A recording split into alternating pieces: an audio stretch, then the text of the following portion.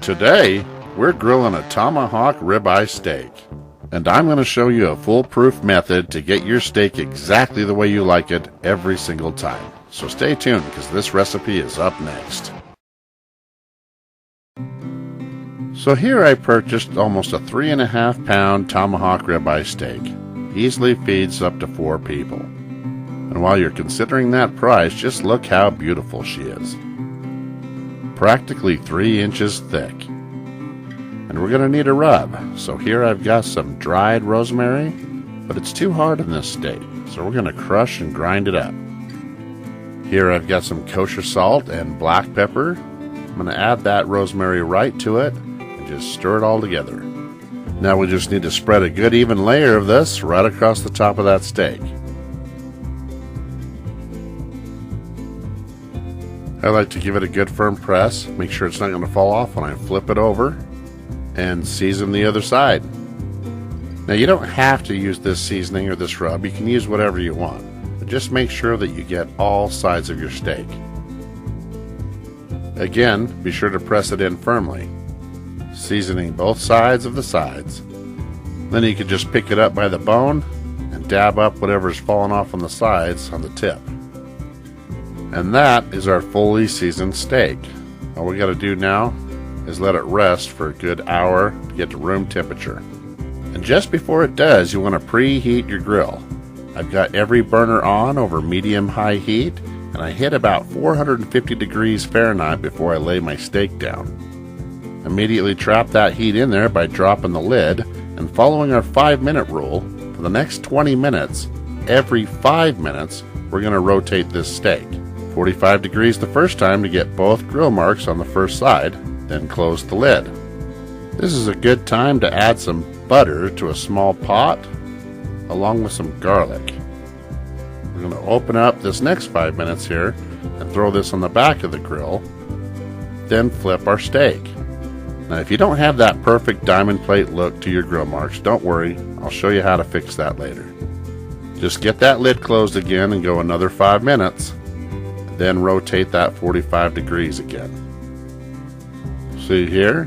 Starting to look good. Our garlic butter's melted now too, so we'll go ahead and remove that from the heat.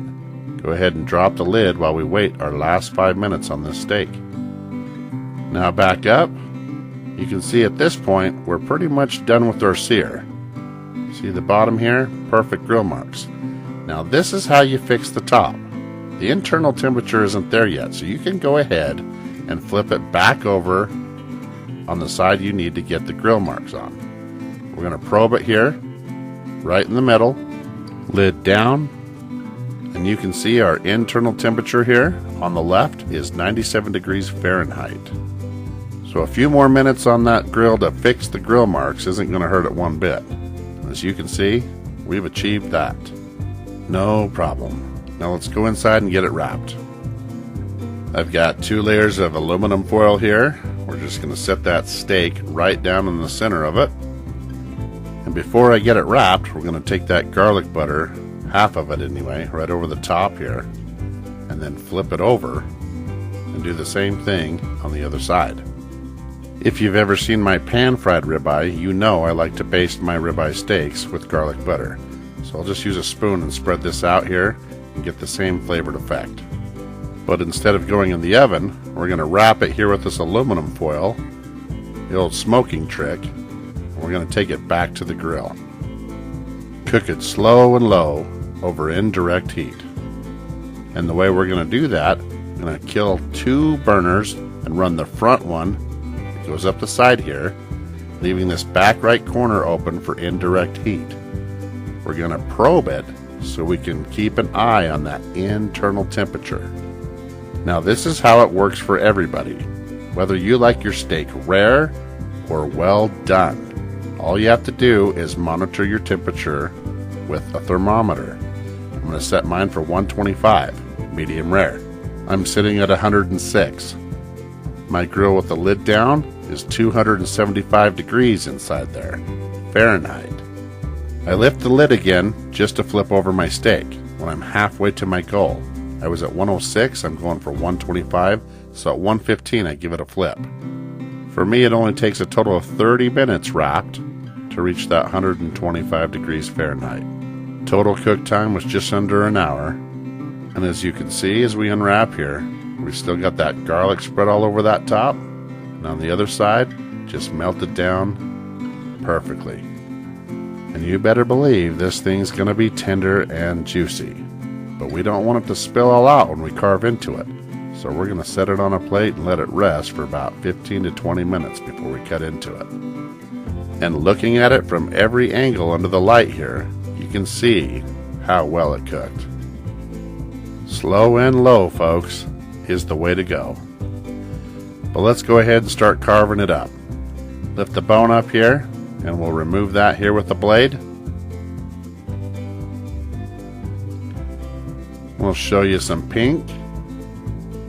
We'll go ahead and remove it from the plate and set it down on the cutting board. Then we'll go ahead and remove the cap. I don't know about you, but personally, this is my favorite piece. It's always so juicy and tender, full of flavor. I can't wait to sink my teeth into that piece. Let's go ahead and finish off here the tail portion by the bone.